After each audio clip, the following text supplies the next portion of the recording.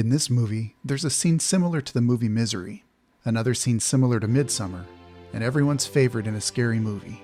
Lots and lots of red liquid. In a cabin, a struggling woman is chained to a table. We hear a door open, a figure dragging a huge mallet from behind. The woman on the table starts panicking. She's crying and looking to the side. We see an eye peering in from a peephole, then the huge mallet strikes. Elisa is in the bathroom throwing up. It seems she's pregnant and will be getting surgery the next day to fix the problem. She's on the phone with her mom, who convinces her that getting surgery is the best thing for her since she's not ready to have a baby yet. After the call, Elisa receives a notification in a carpooling app that they're about to pick her up. She gets in an RV driven by Fabrizio. Her other carpool mates are Ricardo, Sofia, and Mark. Fabrizio is recording them for his travel vlog and asks them to each introduce themselves and their plans in Calabria. While on the road, the group stops for Elisa as she starts retching. Sofia comments to Mark that something's up with Elisa. Mark states car sickness, but Sofia disagrees. Ricardo, on the other hand, walks behind the RV to call someone, leaving them a message. He begs them to talk to him so that they can find a solution that'll work for them and their girl. He promises that it won't happen again. He hears arguments erupt between Mark, Fabrizio, and Sofia. Mark is behind the wheel, insisting that he'll be driving since he finds Fabrizio's driving way too slow. At night, only Mark and Fabrizio are awake. Mark starts interviewing Fabrizio while driving. They talk about Fabrizio's difficulty in hearing and how Mark was violent when he was younger. Fabrizio sees the body of a dead goat in the middle of the road and reaches for the wheel to avoid it. They crash into a tree. We find Elisa lying on the RV's floor. She wakes up after hearing muffled screaming. Mark is whimpering and bleeding. He has a broken leg. Ricardo and Sofia work to put his leg in a splint. Ricardo instructs Elisa to call the emergency number. She tries to call for help, but only gets the dial tone. There's no signal. Ricardo tells them they need help and to stop anyone on the road. Elisa tells them there's no road. Everyone in the group except Mark get out of the RV and realize that Elisa was right. They were in the middle of a field with only the forest around them. Curiously, there's a small cabin just a walking distance from the RV. Sofia goes to knock on the door to seek help, but no one is around. She suggests they break in, but the others refuse and go back to the RV. Ricardo attempts to start the RV, but the engine only sputters. Mark is telling them that the last thing he remembers is talking, drinking, and Fabrizio taking the wheel to avoid a dead goat.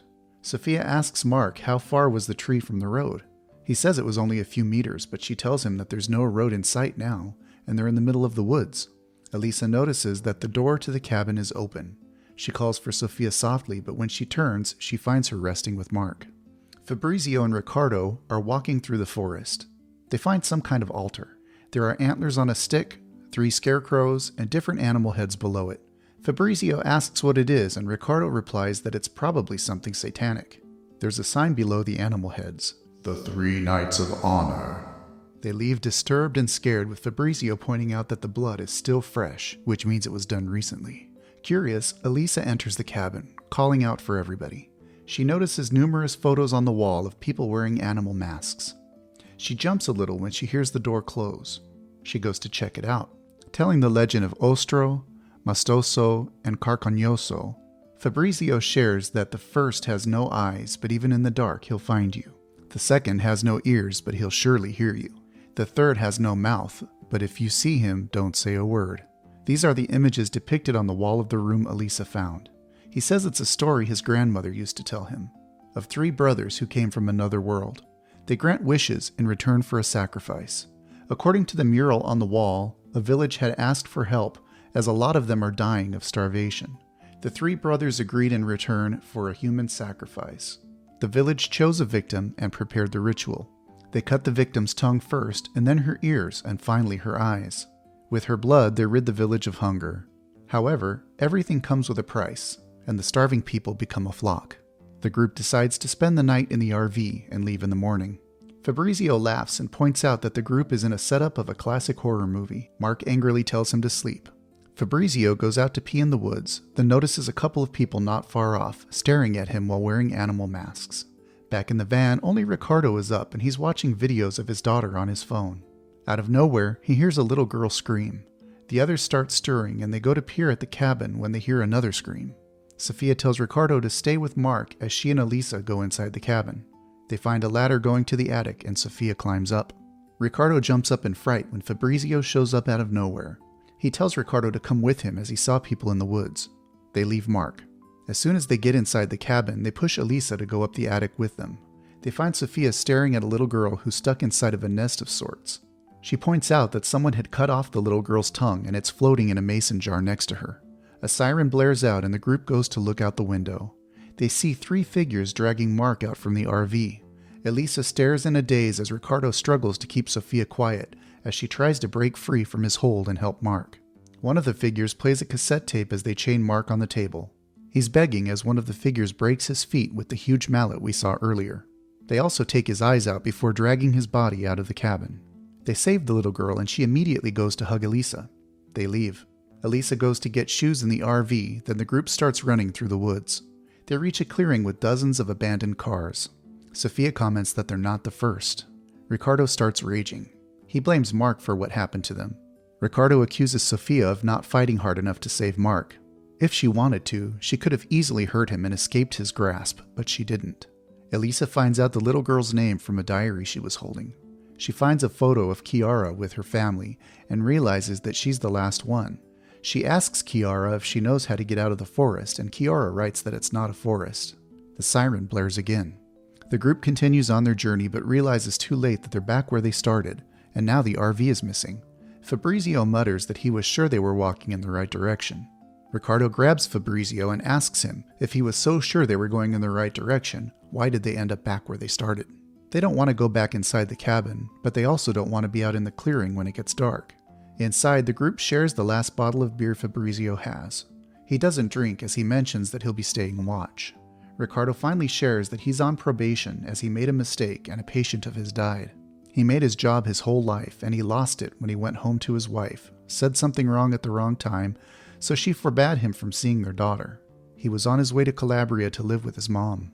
Fabrizio shares a dark joke about someone accusing him of being part of the mafia. He ends it by stating that he had the man killed, which made the group laugh. Elisa shares with Sofia about her controlling parents and how she wanted to quit university. Her mother took her to a beautiful resort and told her that if they hadn't been paying for her school, it could have been theirs. Waking up, Elisa realizes she and Fabrizio are the only ones left in the cabin and the siren is blaring. She walks outside, finds the whole village waiting for her. Kiara, Sofia, and Ricardo are on some kind of stage. Fabrizio grabs Elisa and drags her back inside the cabin. A ritual starts with a figure gouging Sofia's eyes out while Ricardo's ears are sliced off. Their throats are slit after. Elisa can't do anything but sob in despair. Fabrizio comforts her, but Elisa realizes something and goes to grab the beer bottle. She asks how they didn't wake up the whole time and asks him what's inside. She accuses him of doing something since he never drank from the bottle. Fabrizio dissuades her and begs her not to accuse him of things since he's scared as well. He goes to seek comfort from her, but she hears the little voice in his earpiece. She grabs it. He tries to get it back, but she refuses. He starts freaking out and accuses her of ruining everything. He stands under the deer head and says, "Take her." Someone comes in and grabs Elisa. A cloth bag is taken off of Elisa's head and we find her sitting on a wheelchair with her hands nailed to the armrest.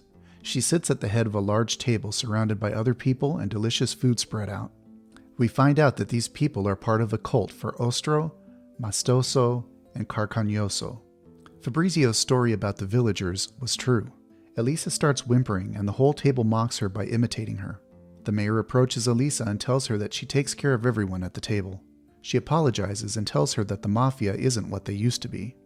She is wheeled inside a room where she sees dozens of CCTV cameras. They were being filmed the whole time. Fabrizio tells Elisa that he films horror movies and she starts laughing, telling him that she's going to die in a loser's fake movie, which Fabrizio takes offense with. He tries to justify his plot, but Elisa continues to mock him, stating that his movie sucks and it's just a copy of other movies.